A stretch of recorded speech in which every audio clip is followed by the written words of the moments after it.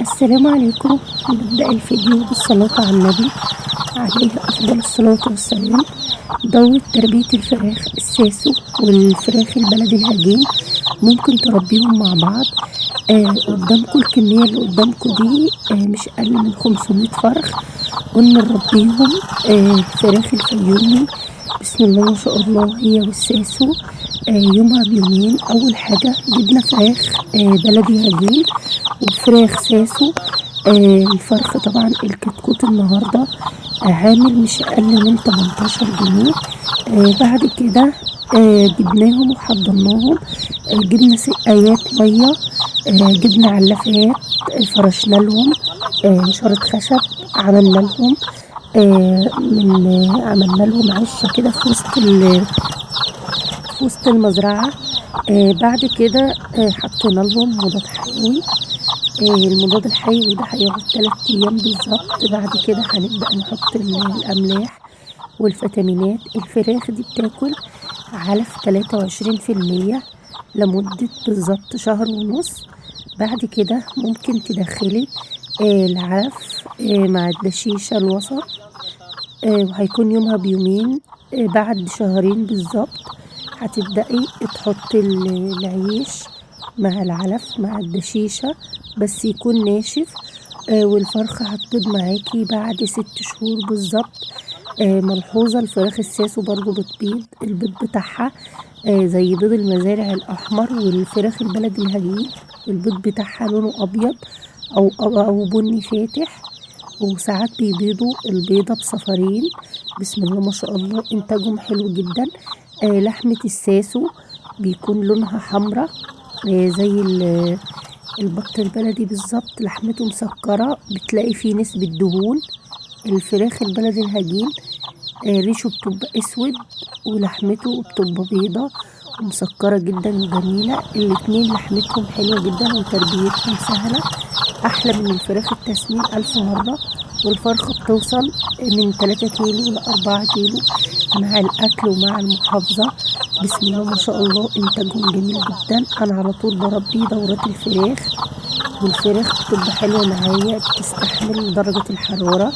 اهم حاجة يكون المكان نظيف ومتهوي ويكون درجة الحرارة مناسبة، يعني الجو مش تلج قوي والجو مش ساقع قوي. تربية الطيور دي عايزة الصبر وعايزة المكان النظيف وعايزة برضو رأس المال عشان تربي.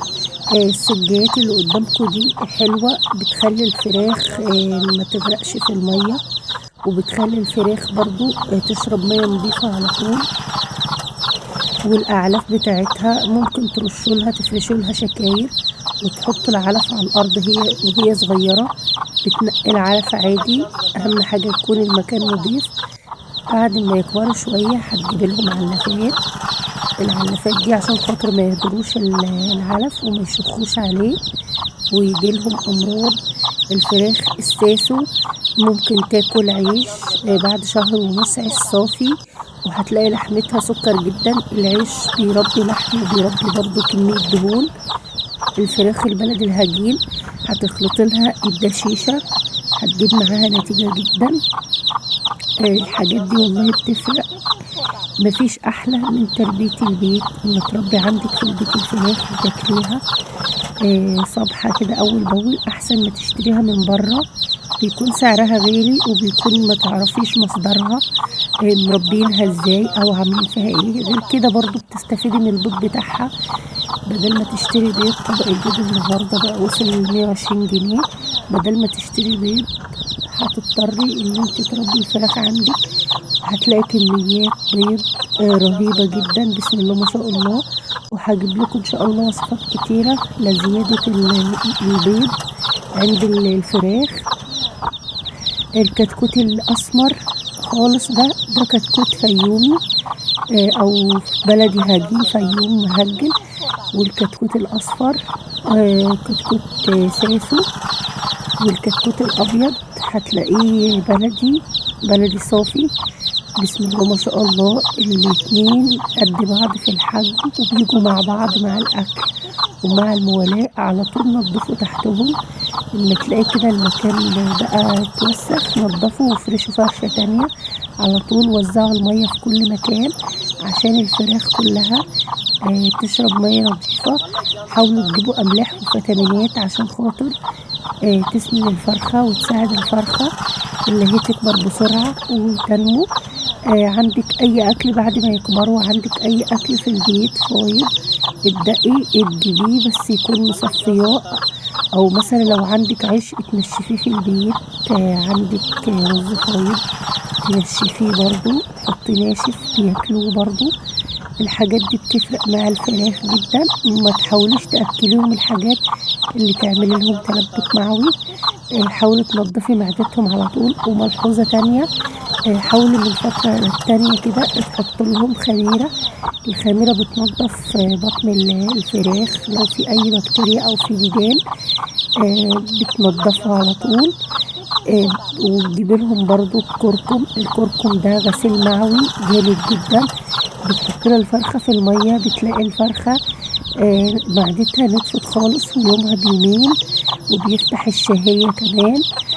شوية كده احط لهم شوية فلفل احمر او شطيطة كده، حاجات بسيطة كده في المية.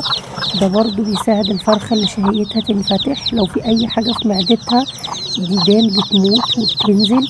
الحاجات دي بتفرق. ما تسيبوش الكتاكيت تشرب من مية ملوثة او تاكل من الخضروات اللي على الارض. على طول المكان نضيف.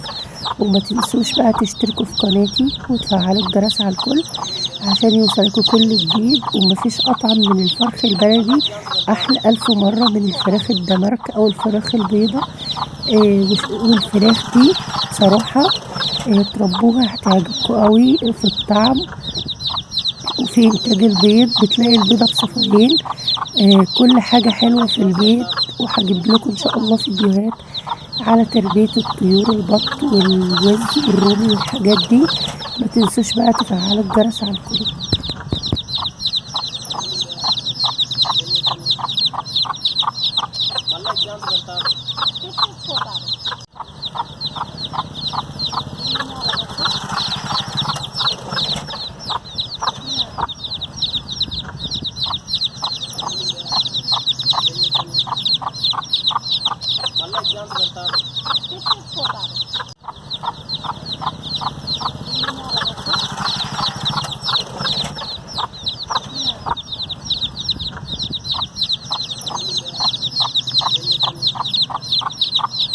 మళ్ళీ ఎగ్జామ్స్ పెడతారు.